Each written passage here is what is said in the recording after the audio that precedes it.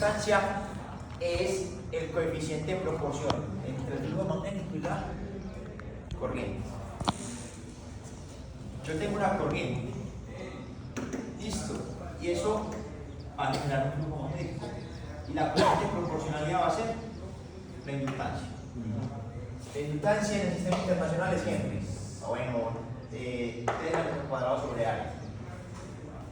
Si yo paso esto a multiplicar, L por I es N phi B. ¿Esto para qué? Para tener una relación entre la variación del flujo magnético con respecto al tiempo y la inductancia.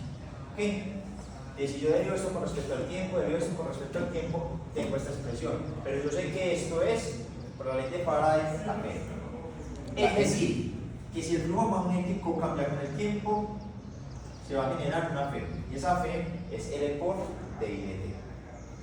Entonces, ¿cómo funciona esto? Yo tengo una corriente, ¿cierto? Como la corriente va en esta dirección, entonces eso va a generar un campo magnético con esta línea de campo. ¿Qué pasa si por alguna razón hay un incremento de corriente? Si hay un incremento de corriente en esta dirección, entonces se va a generar una corriente inducida en esta dirección. Y esto va a generar una... Pues ella no tenía corriente inducida de por sí, ¿no? Esta corriente no es la corriente inducida, esta es la corriente que me va a suministrar la fuente. Pero si esa corriente que me suministra una fuente varía, ya se va a generar. Solo si varía. Solo si varía. O sea que esto va a funcionar solo cuando varía con la corriente. Si no hay variación, cero. Entonces en un circuito uno le pone, ahorita lo ven, sino que los circuitos tampoco van a ser de mucho milímetros, no lo voy a evaluar. Pero ¿qué se le hace para que genere el cambio de corriente? Por ejemplo, un circuito, pensar que ya es un cortocircuito. Entonces, por lo general, eso se usa como sistema de defensa. Tiene este inductor. Listo. Entonces, incluso solo se va esto, o la FEM solo se va a satisfacer solo donde está el inductor. Solo aquí es que vamos a tener un campo eléctrico inducido. Pero entonces, pensá que aquí tengo una corriente de operación. Si hay un cortocircuito, ¿qué va a pasar? La corriente se va a elevar, se va a aumentar. Entonces, como aumenta, pensá que va a aumentar en esta dirección. Entonces, ¿qué pasa? Se genera un campo magnético en dirección opuesta para que contrarreste el flujo. Entonces, es como frenar la corriente. Es como si estuviera frenando la corriente. Entonces, lo que hace uno aquí es poner un sensor y si esto pasa esto, se abre el circuito para que no quede después de ahí para allá los otros componentes. Pero entonces el sensor ya sí detectaría si hay corriente inducida y lo separa. Lo separa. Si pasa tanta, si el fogonazo es muy alto, se abre el circuito. Entonces eso lo que haría es darle un frenazo mientras se activa el sensor. Ajá.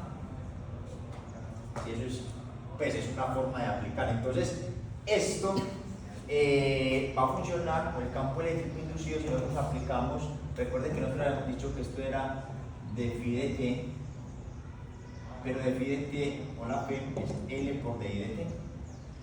Entonces, nosotros podemos escribir que los campos inducidos van a ser dentro de ese inductor.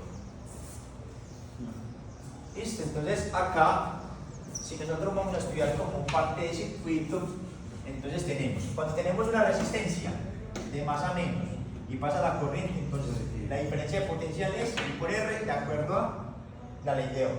Sí. Acá, usted mire que si la corriente es constante, ¿qué pasa? La Fm es cero. Porque tiene que haber la diferencia de corriente. Entonces esto no va a funcionar si la corriente es constante. Ahora, si la corriente aumenta, mire que aquí está aumentando, de la F se opone a este cambio de corriente. Ahora, aquí me está diciendo la corriente está decreciendo en esta dirección. Entonces, como hay cada vez menos líneas de campo, debe haber un campo inducido en esa dirección. Entonces, aquí nos dicen cómo son las diferencias de potenciales, de acuerdo si d I dt está aumentando o está disminuyendo. Entonces, esto como parte del circuito va a ser importante cuando las corrientes varíen, porque si la corriente es constante, esa parte es. Entonces, uno como aprovecha eso antes de hacerlo en un circuito. Uno lo que hace es decir que esos dispositivos electrónicos almacenan energía en forma de campo magnético. Para ver eso, potencia. La potencia es la diferencia potencial por I. ¿Listo? Pero nosotros vimos que esta expresión matemática, L por D de T, es voltaje. ¿Listo? Entonces, por otro lado, yo sé que la potencia es du.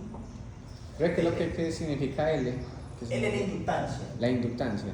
Ah, ya. Recuerden que la inductancia es una propiedad que determina eso en faradios o microfaradios. Entonces, du de T es la potencia. Entonces uno puede cancelar esto. Bueno, esto matemáticamente se puede hacer más formalmente. Esto que yo hago cancelar es un poco informal, matemáticamente. Pero formal se puede hacer. ¿Listo? Entonces du queda como L por I por DI. Ya lo que hacemos es sumar, hacer la integral. Esta suma me da U. Y esta integral me da I cuadrado sobre 2. I cuadrado sobre 2 entre 0 y I me da esto. Entonces, esta es la energía que se almacena dentro de un capacitor, es proporcional a la corriente al cuadrado. ¿Listo? Entonces, ¿qué pasa? Y me dice, cuando la corriente alcanza este valor, ya el inductor no pasa nada.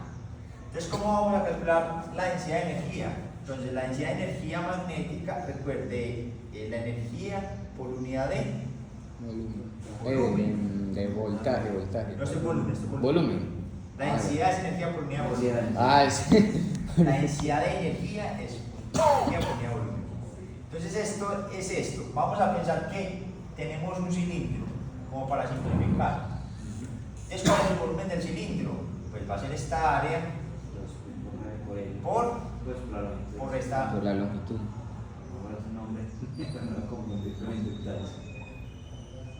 Por esta. Listo. Entonces eso es lo que uno trata de hacer. Esto se puede escribir como μ0 por N por I. Este es el campo magnético dentro de E, o el que genera una bobina. Listo. Entonces de ahí calculamos, porque mire que para yo calcular U necesito L, pero L es esto. Entonces para yo calcular L necesito el flujo magnético. ¿Cómo calculamos el flujo magnético? Generado por una bobina, μ0 por N por I por el área. Este N, ahorita lo reemplazamos, o sea que si yo reemplazo eso, Ese es el número de vueltas, ¿no? este N, recuerden que es la densidad de número de vueltas, que es N, que es el número de vueltas por unidad de longitud de este N es este, porque esta lleva unas. Número de vueltas sobre la longitud. Entonces, ¿cómo nos queda L? Nos queda N sobre I y nos queda el flujo magnético, y el flujo magnético es esto que está acá. Entonces nos queda N, este N, 2pi, aunque ese N no me importa. Entonces vamos a hacerlo desde otro punto de vista. Vamos a hacerlo por acá. N es igual a N grande y el flujo magnético es esto. μ0, N por I por A. Este I se cancela, o sea que nos queda N, μ0, N por A. Recuerden que este N yo lo puedo escribir como N por N, o sea que esto me queda N cuadrado, aquí me queda un L. Perdón, es al revés. Es al revés. Aquí tengo un N. Yo sé que N es N grande sobre el número de vueltas por unidad de longitud. O sea que el N grande yo lo puedo escribir como la densidad de número de vueltas por L. O sea que este N lo voy a reemplazar como N minúscula, que me queda un 2 aquí, un N cuadrado por L. Entonces mire que esa es N. Una vez calculamos eso, entonces U es igual a un medio I cuadrado y L nos dio L pequeño, μ0, N cuadrado por A. O sea que esta va a ser la energía. Ahora yo sé que A por L es el volumen, o sea que si yo borro A y L y lo coloco aquí, esta expresión me va a dar la densidad de energía magnética, es es igual a 1 medio, mu sub 0, n cuadrado y cuadrado. Pero yo sé que el campo magnético generado por una bobina, entonces si yo escribo, esto es pues, si yo le voy al cuadrado, yo sé que v al cuadrado sobre mu 0 cuadrado es igual a n cuadrado por el cuadrado, que es lo que tengo aquí. O sea que se lo puedo reemplazar como 1 medio mu sub 0 y n cuadrado por el cuadrado es b cuadrado sobre mu 0 cuadrado.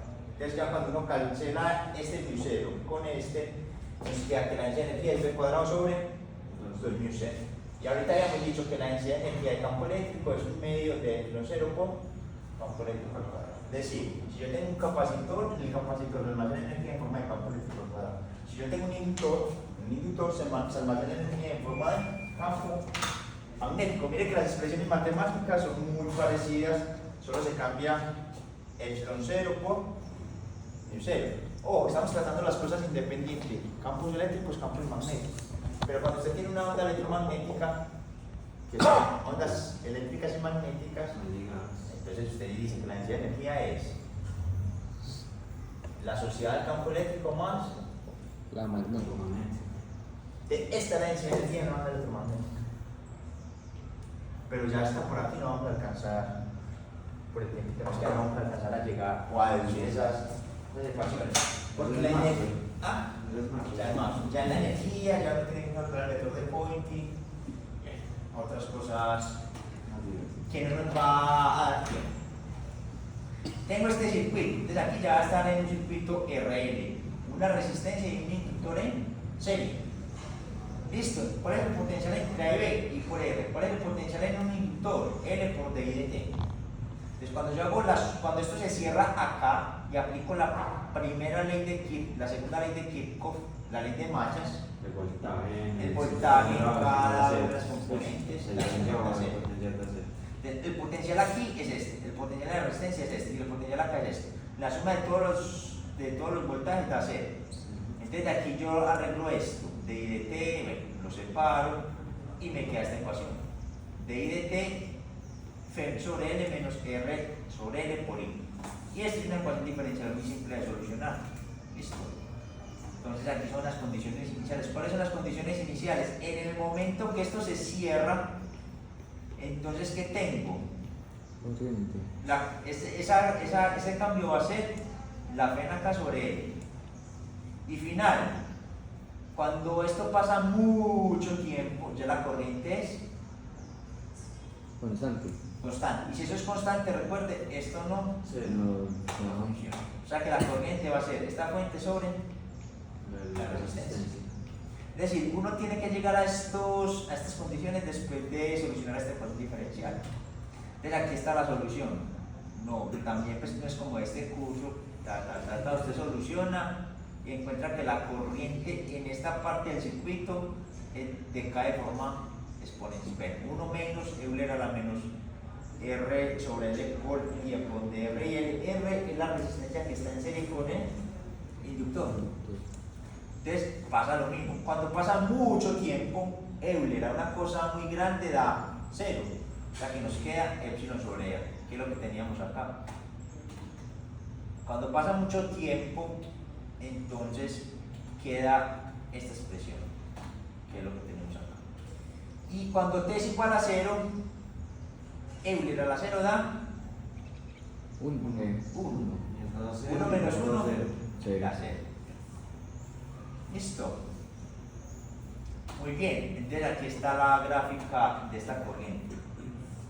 Va a ser de esta manera hasta una asíntota horizontal, que va a ser cuando pasa mucho tiempo que esto se hace 0. Todo se hace 0.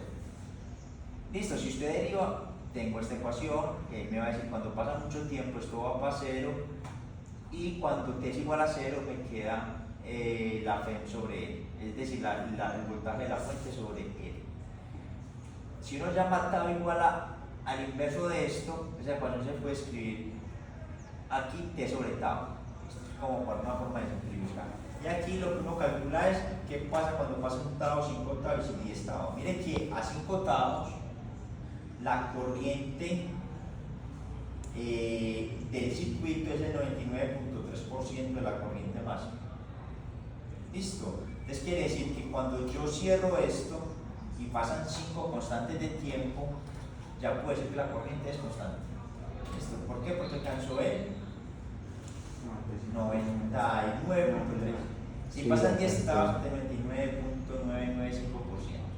Entonces ya 5 octavos es un número que uno Considerable. puede usar para decir que ya la corriente es constante. Y en ese momento el inductor para. Pero son 5 constantes de tiempo, pero ¿de qué tiempo? De tau. De Tienes tau. todo esto. Ah, Es decir, ya. en su circuito tiene que calcular A tau, tau. que es R sobre L. Es Se está convirtiendo Eso. ese LR sobre R como si fuera una proporcionalidad del tiempo. Ah, de hecho, ya. esto tiene que tener unidades de tiempo, porque la exponencial es adimensional, o sea que R sobre L tiene que tener unidades de tiempo a la menos 1. Por eso definimos L sobre R como tau. Listo. ¿Qué pasa? Abrimos este y cerramos este. Entonces estamos desconectando la fuente. Es decir, esto no funciona en mi circuito. ¿Qué circuito me queda? Cuando hago mallas, me va a quedar este. Y esta ecuación diferencial es un poco más fácil de solucionar y me va a dar esto. Y 0, que es la corriente que tenía inicial antes de abrir este circuito, por esta exponencial. O sea que la corriente va a empezar a Caer. disminuir hasta 0. Cuando pase mucho tiempo la corriente es 0 y el inductor va a dejar de funcionar. Esto Pero solo va a entonces- funcionar. Esa corriente que es la base, la va consumiendo el inductor, ¿o qué? Sí. Y la resistencia también. Sí. Con el tiempo sí. Entonces aquí tengo Pero eso pasa corriente. muy rápido, ¿no? En realidad.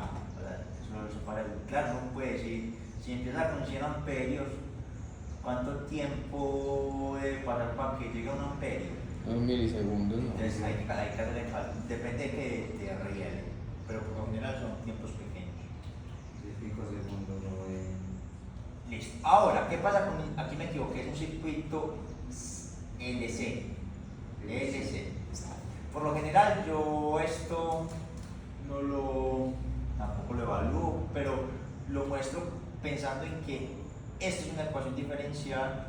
Es decir, tener este sistema es equivalente a tener un sistema más agresor. ¿Por qué? Porque está regido por la misma ecuación diferencial. Sí. Aquí tengo una carga más Q, un capacitor. Piensen que esto está cargado de alguna manera. Se cierra el circuito. Como se cierra el circuito, esto se empieza a descargar. Entonces, como se empieza a descargar, la corriente empieza a variar. Y como la corriente empieza a variar, esto empieza a funcionar. Entonces, como si hasta que esté completamente descargado, Como si fueran las escaleras eléctricas que se quedan sin energía, ¿o Se qué? carga el capacitor y el inductor ya no trabaja. eso, hasta que esto no. Entonces, esto ya se descarga, esto trabaja. Pero una vez esto esté descargado, entonces se genera corriente en la dirección inversa y carga el capacitor de esta manera. Lo cambia de Hasta que se Se cambia termine. la polaridad hasta que termine de cargar y el inductor deja de funcionar. Nuevamente, esto se empieza a descargar y eso es un ciclo, obviamente. Pero como no es conservativo, hasta que se... Entonces, la cosa es que va a haber efecto de Pérdidas Joule, con van a haber calor, otras cosas, entonces no va a funcionar por siempre. Siempre va a tener, usted aquí siempre tiene, si usted quiere hacer un motorcito pues así que funcione, tiene que conectar por aquí una batería que genere La diferencia de lo que se contrarreste pierde. esa pérdida de energía. Listo. Si usted hace, por ejemplo, aquí la ley de mallas, que es el voltaje acá más el voltaje acá, tiene que ser 0. Entonces, el voltaje del capacitor es Q sobre C, el voltaje del inductor es L de I de T, pero yo sé que la corriente es de Q de C. Entonces, si yo reemplazo esto acá, me queda la segunda derivada de la. Entonces, en principio, bueno, uno llega a esta ecuación, y esta ecuación es la ecuación de un movimiento armónico simple, donde la frecuencia propia es la raíz cuadrada de 1 sobre LC, que es lo que acompaña el término lineal. Ahí sale entonces. La solución a esta ecuación diferencial es senos o cosenos. Ahí sale el sistema del amortiguamiento crítico. Bueno, pero entonces amortiguamiento crítico ya sale más que todo cuando tengo RLC. RLC. Entonces, si yo tengo, pensar que yo aquí le pongo una resistencia, entonces va a ser el voltaje de la resistencia que es I por R. O sea que aquí tengo que adicionar más I por R. O sea que aquí tengo que, en principio, solucionar R por dq de t. Entonces ahí empiezan los... Ecuación homogénea. La ecuación homogénea, pero entonces ahí empiezan las frecuencias... Si es amortiguado, Amortiguado, amortiguado. críticamente. Exactamente. Me queda muy solo porque en el vídeo es la misma cosa. Es lo mismo. Es la misma cosa. ¿Por qué? Porque la ecuación diferencial Es la misma. Es decir, uno estima la ecuación diferencial y usted dice todo sistema físico de la ingeniería que se pueda modelar bajo esta ecuación diferencial. Pero es que todo eso, lo primero que una mecánica cuántica no es resolver esto, En resonador armónico. En mecánica cuántica aparece esta ecuación. Es decir, en mecánica cuántica aparece una ecuación de segundo orden, que es la ecuación de Schrödinger. Y también uno lo que hace allá es, porque la mecánica cuántica se ecuaciones diferenciales y diagonalizar matrices. Allá diagonalizan muchas matrices. Entonces, y en mecánica clásica también. Sí. Pero lo primero que le ponen a resolver es un curso de mecánica cuántica es eso. Sí, resolver. La ecuación del movimiento armónico así. No, pero no, la primera es la partícula libre. La partícula libre es un poquito más introduccional. De ahí vienen los potenciales, los pozos de potenciales, las barreras de potenciales. Y ahí ya sí pasa uno a lo que es el oscilador armónico y ya termina con el átomo de hidrógeno. Entonces, esto es el comportamiento de un oscilador armónico simple. O sea, que tener esto se equivalente a tener un sistema más arreso. Un péndulo. O un péndulo, pero el péndulo oscilando a pequeñas amplitudes. Si esa amplitud ya la ecuación diferencial cambia. Sí, claro. Porque aparece un exponencial por allá que cae con el tiempo. Claro, en la vida real usted suelta eso y eso con el tiempo va a perder energía. Debemos ya puede modelar eso. Pues la pierdes por la fricción del aire, ¿no? Sí. La pierde con la fricción. Pero no puede decir, pues, no puede hacer varios modelitos matemáticos ahí y también depende mucho de la geometría del objeto que esté colgando. Sí. Si la geometría no es esférico, ya es otro cuento raro. Sí, no, pero. No es de la misma forma que se pierde. Que hemos del mundo maravilloso de la física. No maravilloso ideal. Sí. Ya lo que hace es resolver una ecuación diferencial. Solo que eso hasta el momento no se sabe. Hasta el momento se sabe cómo es el comportamiento en un fluido de algo circular. La ley de Stock, que dice que es proporcional. Y eso, incluso cuando uno hace estos modelos, uno supone que la fuerza de fricción, la fuerza de rozamiento es proporcional a la velocidad. Si no es proporcional a la velocidad, si no es término cuadrático, cúbico, ya la ecuación diferencial deja de ser lineal. Entonces ahí ya se vuelve algo caótico. Entonces ya Cambia. es un poquito más complicado el sistema físico. El péndulo doble solo se puede solucionar para pequeñas oscilaciones. Mire, eso es un sistema caótico. Sí, Se varía el ángulo. pero no es que usted lo puede resolver analíticamente, como digo, para ángulos pequeños. Si no es ángulos pequeños, No. Ya ahí toca métodos métodos menos. Pero eso es bacano, eso, el péndulo doble es un sistema, o en la mecánica clásica es chévere, pero es difícil. Es complicado. Bueno, entonces vamos a dejar por acá, ya la próxima clase empezamos.